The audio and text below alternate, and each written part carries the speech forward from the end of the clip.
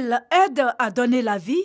La sage-femme est célébrée et s'il y a une personne qui est mieux indiquée pour parler d'elle, c'est bien une maman. J'ai accouché à la voie normale, sans avoir de problème avec les sages-femmes. Elles étaient gentilles avec moi. En tout cas, les sages-femmes de la maternité à Nono, en tout cas, elles n'ont qu'à continuer d'être gentilles aussi avec les nouvelles mamans.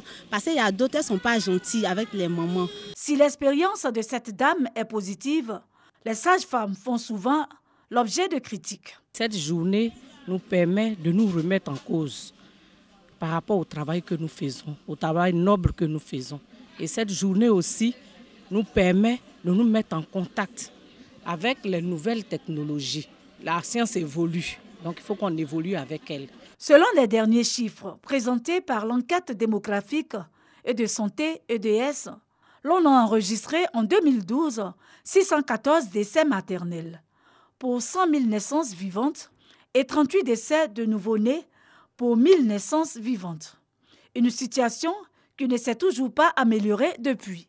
Cette journée, qui est donc consacrée à la sage-femme, est une opportunité offerte aux sages-femmes pour une prise de conscience plus élevée, non seulement dans l'exercice de leur profession, mais aussi pour récompenser leur dur labeur. Elles qui ont un quotidien pas toujours facile. Dans le cadre des consultations prénatales, quand la dame arrive le matin, on fait ce qu'on appelle une causerie de groupe. On leur donne d'abord l'intérêt de faire les consultations prénatales, les différents examens qui sont dans les consultations prénatales, et puis on leur donne des conseils d'hygiène pour pouvoir bien suivre leur grossesse. Elles rentrent dans les différentes boxes pour qu'on puisse les prendre en charge en matière de consultation prénatale. On lui fait les prescriptions qui s'imposent selon les trimestres auxquels la femme se situe. Cette année, le thème national de la journée est la qualité des soins au cœur de la pratique sage-femme, un défi pour réduire la morbidité, la mortalité maternelle, néonatale, infantile. C'est ainsi que le ministère de la Santé et de l'Hygiène publique a instauré le projet de mentorat des sages-femmes. Il s'agit de recruter 100 sages-femmes à la retraite ou en service, totalisant 15 années d'expérience en vue d'encadrer les sages-femmes en service.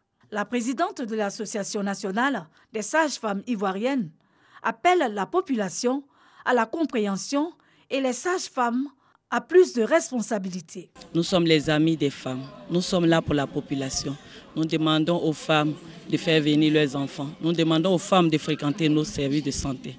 Nous restons disponibles et nous sommes là pour elles. Et cette journée scientifique, c'est pour rappeler à la sage-femme son rôle. Nous allons rappeler le code de déontologie, nos stratégies innovantes. Des séances de sensibilisation sur l'importance du dépistage précoce, la planification familiale, la vaccination et la fréquentation des services de santé ont marqué cette journée internationale de la femme en Côte d'Ivoire.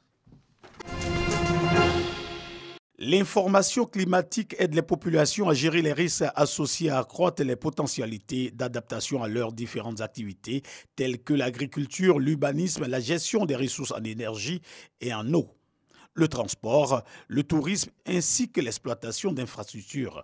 Cependant, certaines populations n'accordent pas d'importance à la météo. La météo, là, on ne sait pas comment ils calculent pour dire la météo, parce que nous, ça nous étonne. Parce que quand tu te dis qu'il ne pleut pas, tu te balades, tu dis bon, il n'y aura pas la pluie, et en fait, du compte, quand il sort, il y a la pluie. Donc on ne peut pas savoir. En tout cas, ça nous trompe nous tous. La météo, là, c'est les hommes qui ont inventé ces idées. Sinon, le vrai temps même appartient à Dieu. C'est Dieu qui peut déterminer tel jour, il va pleuvoir, tel jour, il ne va pas pleuvoir. D'autres personnes, par contre, pensent que les résultats fournis par la météorologie sont fiables à plus de 50%. Je crois à la météo. Selon moi, je pourrais dire 80% les résultats sont fiables en Côte d'Ivoire. La météo, je pense qu'elle est essentielle par rapport à nos programmations, par rapport à nos sorties et tout ça là.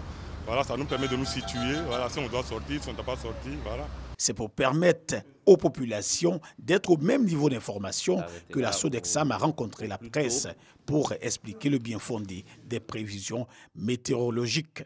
Au niveau du climat, tous les pays, toute l'atmosphère est interconnectée. Donc, première étape, il y a un forum régional qui se tient pour toute l'Afrique de l'Ouest. avec tous les experts des pays qui arrivent, qui font des simulations de la zone Afrique de l'Ouest. Et il y a une première tendance qui sort. Chaque pays récupère cette tendance-là et essaie de l'adapter à sa région.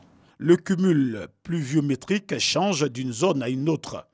La période de mars à mai 2017 enregistre 566 mm d'eau sur le littoral et prévoit 870 mm d'eau d'avril à juin, inférieur à 211 mm d'eau de mars à mai dans la partie nord du pays et prévoit 322 mm d'eau d'avril à juin, toujours dans la partie nord de la Côte d'Ivoire.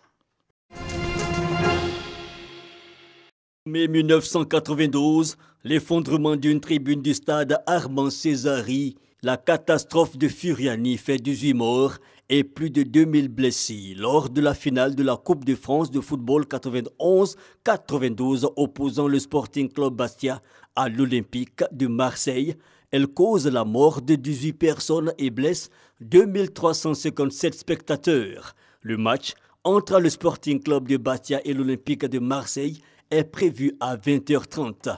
Dès 19h, plusieurs responsables de la sécurité sont inquiets du comportement de la tribune reposant sur des cales en bois et des parpaings non scellés et qui commencent à bouger. Des employés de Sud Tribune s'affairent à revisser les boulons et écrous, mais en vain. La partie arrière de la tribune est construite à partir de tubes métalliques de qualité inférieure, formant une série de rectangles non reliés entre eux par des diagonales de renfort.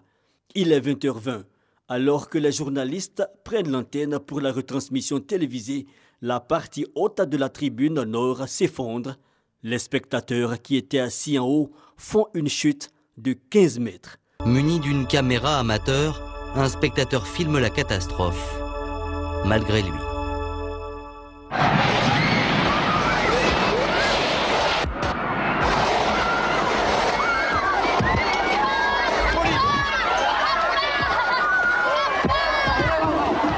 Très vite, les spectateurs envahissent la pelouse afin de fuir la tribune.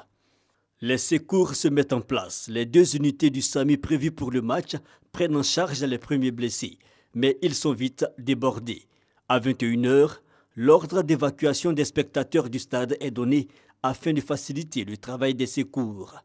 Le bilan total des victimes est de 18 morts et 2357 blessés. Parmi les 36 journalistes présents, en haut de la tribune, Michel Vivarelli et Jean-Pierre Guissi-Dely, tous deux de France Bleu RCFM, Jean-Baptiste Dumas de RTL et Michel Mottier de France Inter, trouveront la mort.